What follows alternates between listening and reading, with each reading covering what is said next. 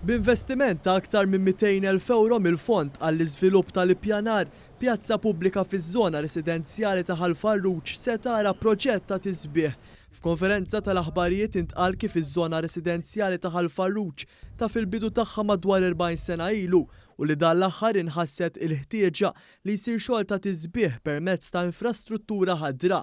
Il-Ministru għall-Ambjent Aron Farrugia saħaq kif permezz ta' dan il-proġett se tkompli titjieb il-kwalità tal-ħajja tar-residenti. Huwa tielet proġett fil-fatt fi żmien ta' jumejn illi qegħdin nitkellmu dwaru permezz ta' dan il-Fond tal-Planning Authority.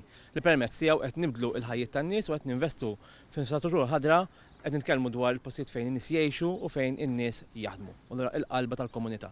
Hawnhekk naraw investiment ta' madwar 215,000 euro li permezz tiegħu hawnhekk naraw infrastruttura ħadra amara illi tilqa' lil dawk illi jgħixu fil-madwar u dawk illi jżuru dawn in-naħat. Iċ-chairperson tal-Fond għall-Iżvilupp tal-Ippjanar il-Perit Vince Kassar spjega li din il-proposta ġiet milquha mal-ewwel mill-awtorità tal-ippjanar għax jidher li ż-żona kien ilha mitluqa u li b'titjib sostanzjali tkun tista' titgawda aħjar mill-pubbliku. Is-Sindku ta' Ħalluqa John Xkembri għal kif ir-residenti tal-madwar laqgħu b'mod pożittiv dan il-proġett u għal kif ix-xogħlijiet fuqu mistennija jibdew fil-ġimgħat li ġejjin.